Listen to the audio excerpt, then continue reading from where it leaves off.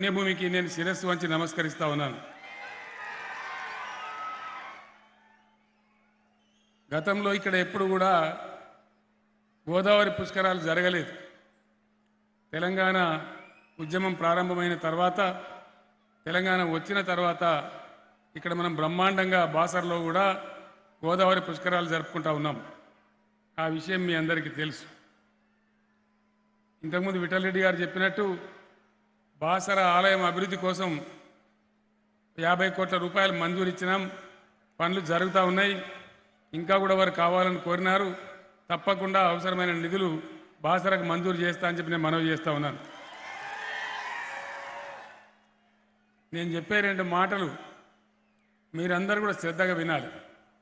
ఈ ముందు వరుసలో ఉన్న కార్యకర్తలు సీటీలు బంద్ చేయాలి. మీటింగ్ అయిపోయిన తర్వాత మాట్లాడుకుందాం. మిమ్మల్ని అందరినీ కూడా నేను కోరేది ఏంటంటే, మన దేశంలో ప్రజాస్వామ్యం వచ్చి 75 సంవత్సరాలు గడిచిపోతూ ఉంది. కానీ ఈరోజు కూడా ఎలక్షన్లు రాగానే ఆగమాగం గత్తర గత్తర బిత్తిరి బిత్తిరి ఎలక్షన్ రాగానే ఒక పిచ్చి పిచ్చి అంతా మొదలవుతుంది. ఇష్టం ఉన్నన్ని అబద్ధాలు చెప్పుడు, అయిన మాటలు చెప్పుడు, కాని మాటలు చెప్పుడు, నిందలు వేయడం, అభాండాలు వేయడం, ఇదంతా కూడా సహజమైపోయింది. ప్రజాస్వామ్య ప్రక్రియకు రావాల్సినంత మెచ్యూరిటీ, రావాల్సినంత పరిణతి ఇంకా మన దేశంలో రావడం లేదు. ఎక్కడెక్కడైతే వచ్చిందో ఆ దేశాలు బాగా పురోగతి చెంది ముందుకు పోతూ ఉన్నాయి. మీ అందరినీ కూడా నేను కోరేది, ఎలక్షన్లు చాలా వస్తాయి, చాలా పోతాయి, ఓట్లు పడతాయి, ఎవరో ఒకరు గెలుస్తారు. పార్టీకి ఒక వ్యక్తి నిలబడతాడు. ఇక్కడ కూడా మన దగ్గర మన విఠలరెడ్డి గారేమో బీఆర్ఎస్ తరఫున ఉన్నారు. వేరే పార్టీలలో కూడా ఎవరో ఒకరు ఉంటారు. కాంగ్రెస్ ఒకడు, బీజేపీ ఒకడు ఉంటారు ఆటోమేటిక్గా. ఇంకెవడన్నా ఇండిపెండెంట్ కూడా ఉంటాడు. ఓట్లు పడతాయి, 3 తారీఖు నాడు లెక్క అయిపోతుంది, ఎవరో ఒకరు గెలిస్తారు, అయిపోతుంది. Election is over. అది తప్పదు. మీ అందరితో నేను ఒక మాట కోరుతా ఉన్నా. మీ బిడ్డగా, తెలంగాణ తెచ్చిన నాయకునిగా, తెలంగాణ ప్రజలకు చెప్పే బాధ్యత నా మీద ఉంది కాబట్టి ఈ మాట నేను మిమ్మల్ని కోరుతా ఉన్నా. ఏంటంటే, ఎలక్షన్లలో ఒక వ్యక్తి నిలబడతాడు ఒక పార్టీ తరఫున. తప్పకుండా ఆ వ్యక్తి మంచోడా చెడ్డోడా ఆలోచన చేయాలి. ఆ వ్యక్తి గుణం ఎటువంటిది, ఘనం ఎటువంటిది, ఏం పని చేస్తాడు, ఎట్లా ఉంటాడు అనేది ఒకటి ఆలోచించాలి. అంతేకాకుండా ఆ వ్యక్తి వెనకాల పార్టీ ఉంటుంది. ప్రతి పార్టీకి కూడా చరిత్ర ఉంటుంది. ఏ పార్టీ చరిత్ర ఏంది మీ కళ్ళ ముందర ఉంది. ఏ పార్టీ ఉన్నప్పుడు ఏం ఆలోచించారు, ప్రజల గురించి వాళ్ళ దృక్పథం ఎట్లా ఉన్నది, రైతుల గురించి వాళ్ళ ఆలోచన ఎట్లా ఉన్నది, వాళ్ళు ఏ పద్ధతిలో మాట్లాడతారు, ఏ పద్ధతిలో పనిచేస్తారు అనేది మీరు బాగా విచారం చేయాలి. అట్లా విచారించి ఓటు వేసినప్పుడు తప్పకుండా ప్రజలకు న్యాయం జరుగుతుంది. కారణం ఏంటంటే, ఓటు విచక్షణ జ్ఞానంతో వేయాలి. ప్రజాస్వామ్యంలో ప్రజల దగ్గర ఉండే ఒకే ఒక వజ్రాయుధం మీ చేతిలో ఉన్నటువంటి మీ ఓటు. ఆ ఓటు సరైన పార్టీకి వేస్తే భవిష్యత్తు సరైన పద్ధతిలో ఉంటుంది. లేకపోతే అది మీ తలరాతనే మారుస్తుంది. వచ్చే 5 ఏళ్ళు బాధపడాలి. అనవసరంగా ఎవరినో నమ్మి ఏదో చేస్తే తీర్థం పోదాం తిమ్మక్క అంటే నువ్వు గుళ్ళే నేను సల్లే అన్నట్టు అవుతుంది. అందుకే మీరందరితో కూడా నేను మనవి చేసేది, నేను చెప్పే మాటలు దయచేసి మీరు గ్రామాలకు పోయిన తర్వాత మీ ఊర్లలో చర్చ పెట్టాలని చెప్పి నేను కోరుతా ఉన్నా. ఏ ఏ పార్టీల వైఖరి ఏమేమి ఉన్నది, ఏం ఆలోచిస్తారు వాళ్ళు, వాళ్ళ దృక్పథం ఏంది, వాళ్ళ నడవడి ఏంది, వాళ్ళ పద్ధతి ఏంది అనేది మీరు పరిగణనలోకి తీసుకొని ఓటేస్తే, ఎందుకైతే ఏమవుతుంది, ఇక్కడ ఎమ్మెల్యే గారు గెలుస్తారు. దీని ద్వారా ఏమవుతుంది, రాష్ట్రంలో ప్రభుత్వం ఏర్పడుతుంది. సరి అయిన ప్రభుత్వం ఏర్పడితేనే సరి అయిన పద్ధతి జరుగుతుంది. లేకపోతే మనం దెబ్బతినే అవకాశం ఉంటుంది. మన భవిష్యత్తు చెడిపోయే అవకాశం ఉంటుంది. ఒకసారి ఓటు చేతిలో నుంచి జారిపోయిందంటే మనం చేసేది కూడా ఏమి ఉండదు. మళ్ళీ 5 ఏళ్ళ దాకా ఏమి చేయలేం. కాబట్టి వేసేటప్పుడే చాలా జాగ్రత్తగా చర్చ జరిపి గ్రామాలలో ప్రజలందరూ ఒక నిర్ణయానికి రావాలని చెప్పి నేను ఈ సందర్భంగా కోరుతా ఉన్నాను. మిమ్మల్ని అందరినీ కోరేది నేను ఒకటే, కాంగ్రెస్ 50 ఏళ్ళు పరిపాలించింది ఈ రాష్ట్రాన్ని, దేశాన్ని. మధ్యలో కొన్ని రోజులు తెలుగుదేశం ఉండే 10 ఏళ్ల నుంచి ఇప్పుడు బీఆర్ఎస్ ఉంది. ఏ పార్టీ ఏం నడిచిందో ప్రజల గురించి ఏం ఆలోచించిందో మీ అందరి ముందర ఉన్నది. మీ అందరికి తెలుసు ఆ విషయం. దాన్ని చూసే మీరు నిర్ణయం చేయాలని నేను కోరుతా ఉన్నా.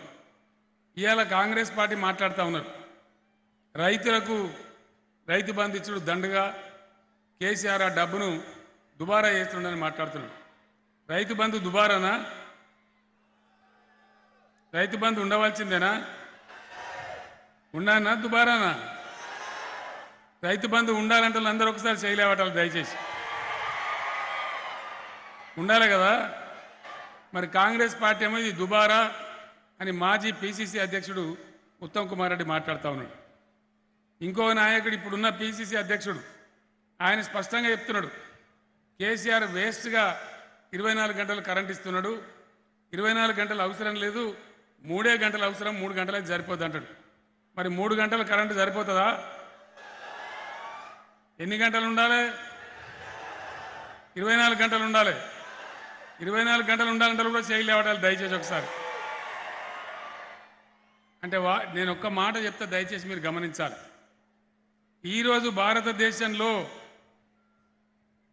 అన్నిటికీ ఇళ్ళకు కావచ్చు, దుకాణాలకు కావచ్చు, పరిశ్రమలకు కావచ్చు, ఐటీకి కావచ్చు, అట్లే మన వ్యవసాయానికి కావచ్చు, 24 గంటలు మంచి కరెంట్ ఇచ్చే ఒకే ఒక్క రాష్ట్రం భారతదేశంలో ఇవాళ తెలంగాణ.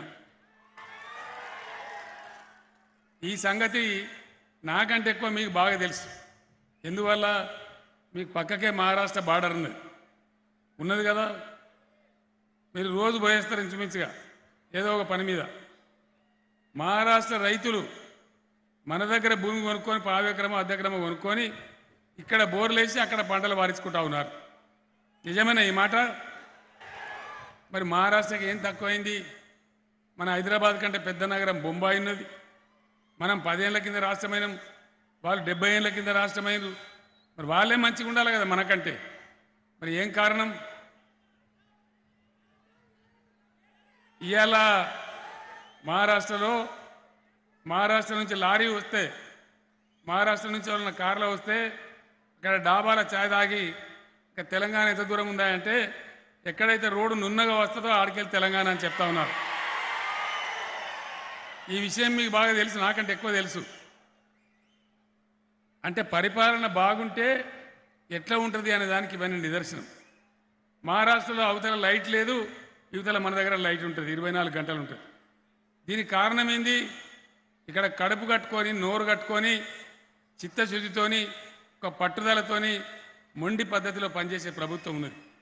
తెలంగాణ వచ్చే సమయానికి మన తెలంగాణ అంతా ఆగమాగం ఉండే. మంచినీళ్ళు లేవు, కరెంటు లేదు, సాగునీళ్ళు లేవు, ప్రజలు బతకబోయేది, వలసలు పోయేది, చెట్టుకోలు గుట్టకోలు అయిపోయి ఉన్నాం మనందరం. మీ అందరికి తెలుసు ఆ విషయం. ఈ తెలంగాణ రానైతే వచ్చింది, కానీ మరి ఎట్లా ముందుకోవాలి, ఎట్లా బాగుపడాలి అని ఒక 3-4 మాసాల పాటు తలలు పలగొట్టుకొని మేధావులందరితో మాట్లాడి ఒక ఎజెండా వేసుకున్నాం. ఎవరు అవునన్నా ఎవరు కాదన్నా 70% ప్రజలు వ్యవసాయాన్ని అనుసరించుకొని బ్రతుకుతున్నారు. కాబట్టి తప్పకుండా వ్యవసాయాన్ని స్థిరీకరించాలి అని ఒక నిర్ణయం తీసుకున్నాం. ఆ నిర్ణయం ప్రకారం 5-6 స్టెప్పులు వేసినాం. 5-6 ముఖ్యంగా రైతులకు 24 గంటల కరెంటు ఇవ్వడం, గడ్డెనవాగు లాంటి ప్రాజెక్టు నుంచి నీళ్లు బారితే దానికి నీటి తీరువా ఉండే ఇంతకుముందు. ఇప్పుడు వాటర్కు ట్యాక్స్ లేదు. అదే మన పక్కన మహారాష్ట్రలో ఉంది, కానీ మన దగ్గర నీళ్ళకు ట్యాక్స్ లేదు. నీళ్లు ఫ్రీగా ఇస్తూ ఉన్నాం, కరెంటు ఫ్రీగా ఇస్తూ ఉన్నాం, పెట్టుబడి కోసం రైతులకు రైతు బంధు ఇస్తూ ఉన్నాం. ఎవరైనా రైతు చనిపోతే వాళ్ళకు రైతు బీమా పెట్టినాం. అదే పద్ధతిలో ధాన్యం అంతా కూడా ప్రభుత్వమే కొనుగోలు చేస్తూ ఉంది. మీకు డబ్బులు ఎట్లా వస్తున్నాయి? ధరణి అని ఒక పోర్టల్ తెచ్చినాం. ధరణి పోర్టల్ లేకముందు అంత పైరవికారుల రాజ్యం ఉండే, లంచాల రాజ్యం ఉండే. ఒక పట్టా కావాలంటే 6 నెలలు ఏడాది ఆర్డీఓ ఆఫీసు చుట్టూ తిరిగేది. కానీ ఈరోజు ఏ మండలం వాళ్ళకి ఆ మండల కేంద్రంలోనే, మీ మండల ఆఫీసులోనే, మీ ఎంఆర్ఓ ఆఫీసులో 15 నిమిషాలలో రిజిస్ట్రేషన్ అవుతూ ఉంది. మరో 10 నిమిషాల్లో పట్టా అయిపోతూ ఉంది. పట్టా పాస్బుక్ చేతికొస్తూ ఉంది. గతంలో ఏ విధంగా ఉండే? ఇలా కాంగ్రెస్ పార్టీ రాహుల్ గాంధీతో సహా బట్టి విక్రమార్క అందరూ కూడా మాట్లాడుతూ ఉన్నారు, కాంగ్రెస్ ప్రభుత్వం వస్తే మేము గ్యారంటీగా ధరని తీసి బంగాళాఖాతంలో ఇస్తారట. బంగాళాఖాతంలో అంటే మరి ఏం జరుగుతుంది? ధరని తీసేస్తే మళ్ళీ ఏమొస్తుంది? మళ్ళీ విఆర్ఓల రాజ్యం, ఎంఆర్ఓల రాజ్యం. రైతు బంధు పైసలు రావంటే రాయాలి, పాని నకలు ఇవ్వాలి. పాని నకలు ఇవ్వాలంటే నీకు ఎంత వస్తుంది? నీకు 20 ఎకరాలు ఉంది కదా, నీకు ₹1,00,000 వస్తాయి కదా, నాకు 25,000 ఇయ్యి అంటాడు. అంతేనా? ఇవాళ ఎట్లొస్తున్నాయి డబ్బులు? హైదరాబాద్లో అక్కడ మనం డబ్బులు వేస్తే ఇక్కడ మీ సెల్ ఫోన్లన్నీ టింగు టింగుమని మోగుతూ ఉన్నాయి.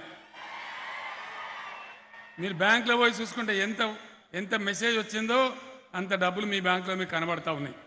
మధ్యలో దళారీ లేడు, దఫ్తర్ లేదు, దరఖాస్తు లేదు, ఎవ్వరికి ఏకైనా లంచం ఇచ్చేది లేదు. ఇది ఇప్పుడు జరుగుతున్నది. గతంలో ఏ విధంగా మనం పట్టాల కోసం, రిజిస్ట్రేషన్ల కోసం పట్టా చేయించుకోవడానికి ఆర్డీఓ ఆఫీసు ఎట్లా తిరిగినామో మీ అందరికి కూడా ఆ విషయం తెలుసు. మళ్ళీ అదే రాజ్యం రావన్నా, ఇదే రాజ్యం ఉండన్నా మీరు నిర్ణయం చేయాలని నేను కోరుతా ఉన్నా. అందుకే నేను ఇంతకుముందు చెప్పింది అందుకే మీరు ఆలోచించి ఓటు వేయాలి తప్ప ఆగమాగం అడిబడి వేయద్దు. ఎవడో చెప్పిండని ఓటు వేయద్దు.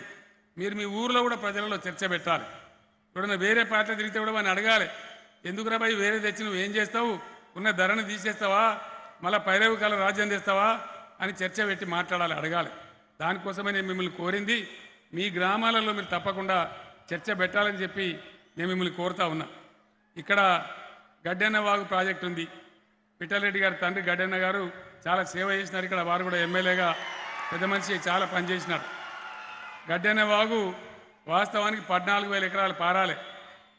14,000 ఎకరాలు వారేది ఉంటే బీఆర్ఎస్ గవర్నమెంట్ రాకముందు 4,000 ఎకరాలు కూడా నీళ్ళు సరిగా వచ్చేది కాదు. పిట్టలరెడ్డి గారు నా ఎంటవాడి సార్ ఖచ్చితంగా ఈ కాలువలు మంచిగా చేయాలని చెప్పి డబ్బులు శాంక్షన్ చేయించి పనులు చేయించినాడు. దాంతో ఇవాళ 12,000 ఎకరాలకు నీళ్ళు వస్తూ ఉన్నాయి. మిగతా ఇంకొక 2-3 ఎకరాలకు కూడా డబ్బులు మంజూరు చేసుకున్నాం. మిగతా పనులు కూడా పూర్తి అయితే పూర్తి స్థాయిలో గడ్డెన్న వాగు నీళ్ళు కూడా వస్తాయి. అదేవిధంగా మనం ఎస్ఆర్ఎస్పీ నుంచి లిఫ్ట్ పెట్టుకున్నాం. దాని పనులు కాంట్రాక్టర్ దుర్మార్గుడు నుండి కొంత ఆలస్యమైంది. మొన్ననే దాని పనులన్నీ మళ్ళీ పునఃప్రారంభమైనాయి. అదొకసారి వచ్చిందంటే మీకు ముదోల్, తానూరు, లోకేశ్వరం మండలాలలో 50,000 ఎకరాలకు నీళ్లు కూడా వస్తాయని చెప్పి సందర్భంగా నేను తెలియజేస్తా ఉన్నా. అట్లనే చెరువులన్నీ బాగు చేసుకున్నాం. వాగుల మీద చెక్ డ్యాములు కట్టుకున్నాం. ఈ పని 50 ఏళ్ళ కాంగ్రెస్ ఎందుకు చేయలేదని నేను అడుగుతా ఉన్నా. కాంగ్రెస్ నాయకులకు ఏనాడు కూడా చెరువుల పూడికలు తీయాలనిపించలే, వాగుల మీద చెక్ డ్యాములు కట్టి నీళ్ళు ఆపాలనిపించలే.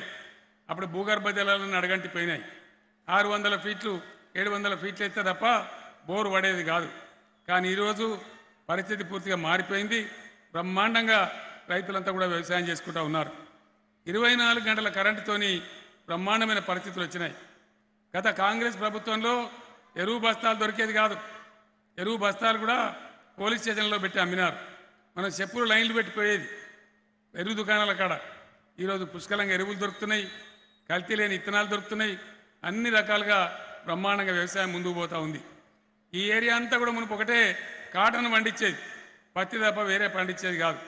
కానీ ఇవాళ వరి పంటలు పండిస్తూ ఉన్నారు, సోయా పండిస్తూ ఉన్నారు, ఇతర పంటలు కూడా పండిస్తూ ఉన్నారు. రైతులు మంచి లాభాలు గడిస్తూ ఉన్నారు. రైతు బంధు సహాయంతో రైతుల అప్పులు కూడా తీరుతూ ఉన్నాయి. చాలా చక్కగా మనం ముందుకు పోతూ ఉన్నాం. మీ అందరిని కూడా నేను కోరేది ఒకటే, చాలా కష్టపడి చాలా సమస్యలు తీర్చుకున్నాం. మంచినీళ్ళ బాధ లేదు. ఇలా బిందెలు పట్టుకొని ఆడబిడ్డలు బజార్ మీద తిరుగుతలేరు. గతంలో ఎక్కడికి పోయినా ఎమ్మెల్యే పోతే బిందెలు అడ్డం పెట్టి ముర్దాబాద్ కొట్టేది. ఇవాళ పరిస్థితి లేదు. ప్రతి ఇంట్లో నల్లా పెట్టి మిషన్ భగీరథ నీళ్ళు వస్తూ ఉన్నాయి చాలా బ్రహ్మాండంగా. కరెంటు బాధ లేదు. ఇంకో 4,000 మెగావాట్ల పవర్ యాదాద్రి స్టేషన్లో వస్తూ ఉంది. అది వస్తే శాశ్వతంగా తెలంగాణకు ఇక కరువు కోత, కరెంటు కోత అనేది ఉండదని చెప్పి నేను మనవి చేస్తూ ఉన్నా. ఇవాళ ఇక్కడ బీజేపీ పార్టీ నిల్చున్నది. మీరు క్వశ్చన్ అడగాలి, నేను అడుగుతా ఉన్నా. ఇవాళ మన నరేంద్ర మోదీ ప్రధానమంత్రికి ఒక పిచ్చి పట్టుకున్నది. ఆయనకు అంత ప్రైవేటైజేషన్, విమానాలు ప్రైవేటు, ఓడరేవులు ప్రైవేటు, రైళ్లు ప్రైవేటు, లోకమంతా ప్రైవేటే. చివరి కరెంటు కూడా ప్రైవేటే. కరెంటు ప్రైవేట్ పెట్టి నాకు ఒక ఆర్డర్ ఇచ్చిండు ఆయన, రైతుల బోరు మోటార్ల కాడ నువ్వు మీటర్లు పెట్టాలి అన్నాడు. నేను చెప్పిన పానం పోయినా తల తెగిపడ్డా నేను పెట్టా అని చెప్పిన. మీకు సంవత్సరానికి 5,000 కోట్లు కట్ చేస్తాం మీ రాష్ట్రానికి వచ్చేదని చెప్పిండు. 25,000 కోట్ల నష్టం చేసిండు మనకు. ఇదే నరేంద్ర మోడీ. 25,000 కోట్లు మనకు రావాల్సింది రాకుండా మీరు మీటర్లు పెడతలేరు కాబట్టి మీకు 5,000 కోట్లకు వస్తా అంటే నువ్వు 5,000 కోట్లు కోసుకో, ఏమన్నా తెచ్చుకో, మేము మాత్రం పెట్టమని చెప్పినాం. ఎందుకు? తమాషా కోసం కాదు. ఇక్కడ ఈ రైతాంగం నిలబడాలి. వీళ్ళంతా ఆగమైపోయిన వాళ్ళు. నాకు తెలిసి నేను కూడా కాపోనే, నాకు కూడా వ్యవసాయం ఉంది.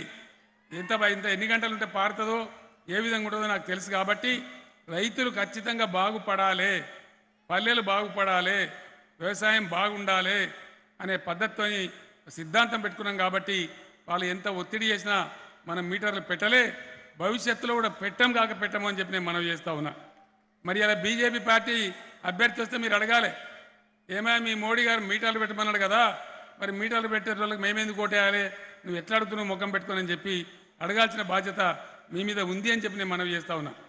గుడ్డిగా ఆషామాషి కాదు, ఇవన్నీ వాస్తవాలు నేను చెప్పే చరిత్ర. 25,000 కోట్లు కట్ చేసిన పార్టీ ఇలా ఏం ముఖం పెట్టుకుని మా ఓటు అడుగుతున్నావు నువ్వు అని మాట్లాడాలి.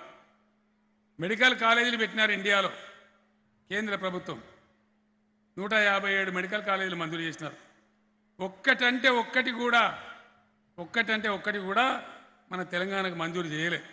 నేను 50 ఉత్తరాలు రాసిన, ఎందుకు ఇయ్యలే, ఏం కారణం, ఇదేం వివక్ష?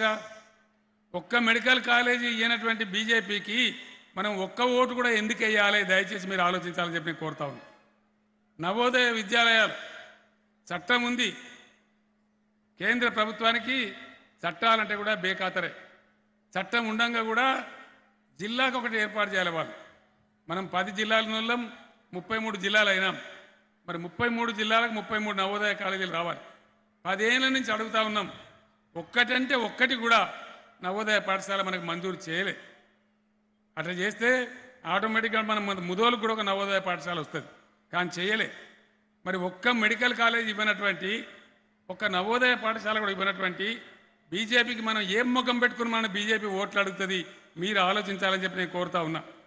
ఆ విధంగా వాళ్ళకి బుద్ధి చెప్పాల్సిన అవసరం మన మీద ఉంది. మనం బుద్ధి చెప్పకపోతే మళ్ళీ మన మీదనే వాళ్ళు సవారయ్యే ఆస్కారం ఉంటుంది. ఆ విధంగా ఖచ్చితంగా ప్రశ్నించాలని నేను కోరుతా ఉన్నా.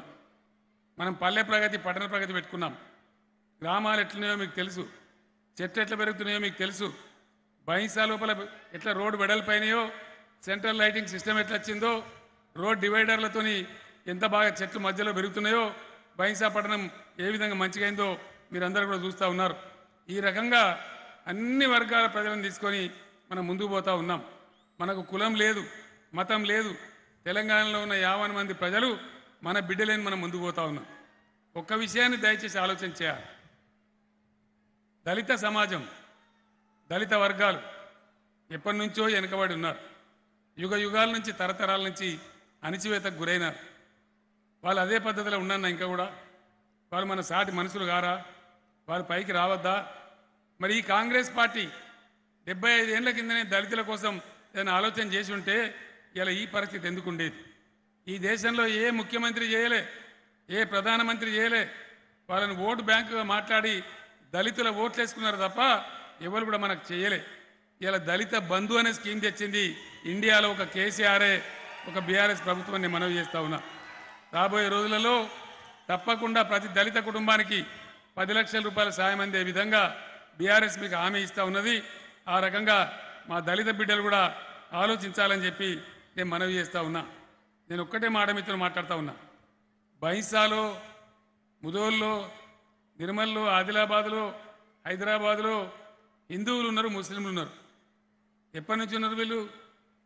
నిన్నమని ఉన్నారా?